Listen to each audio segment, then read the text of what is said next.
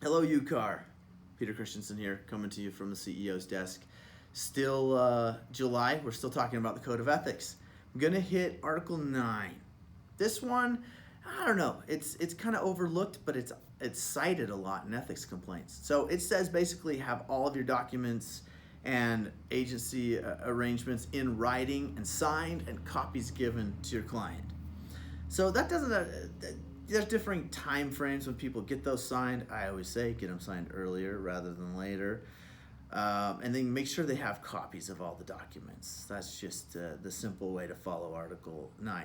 But it also says make sure that your contracts are in clear and understandable language. This is where I think there's a lot of gray area because there is no bright line in Utah of when you're going outside of your real estate license and into needing a law license to do what you're doing.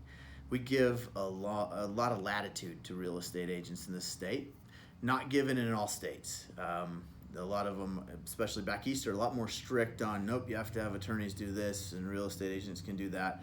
In Utah, the state gives you a blank addendum.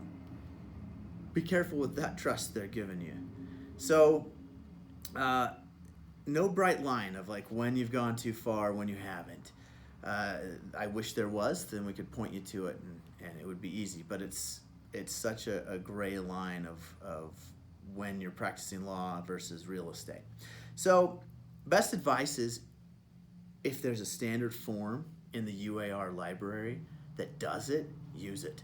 Even if you have to have your talk to your client about maybe doing what they want to do a little differently because it fits into a standard form, there's probably a good reason why doing it differently fits into the form than how they want to do it, because maybe the way they want to do it's a little questionable or a little more dicey. I don't know. But if they insist, you got to decide your comfort level on whether you think you can write an addendum that accomplishes what they want it to accomplish. If you're at all, if you think it's getting too complex, if it's getting out of your wheelhouse, best advice, and there's not a UAR form that does it, best advice is to have a heart-to-heart with your client.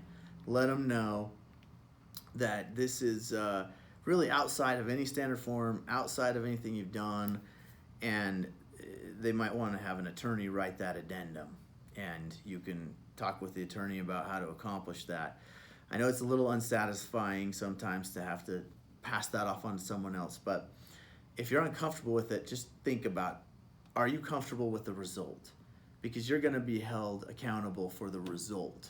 And that's really, I think, how it works in Utah, is what you write, you're going to be liable for what the result is. So if you're not comfortable taking on that liability, then pass it off and say, let's have your attorney write this. Or let's find a form that does a similar thing that's in the UAR library. They're tried and true, tested, attorney written forms, committee approved, and you should be pretty safe using those. So hopefully that helps.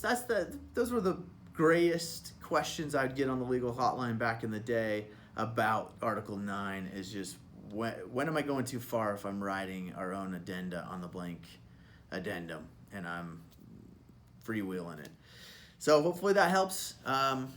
Remember, as always, this is not legal advice. I think I said the word advice, but it is not legal advice. It's legal information. If you need specific legal advice, please contact your attorney, and go have a great day.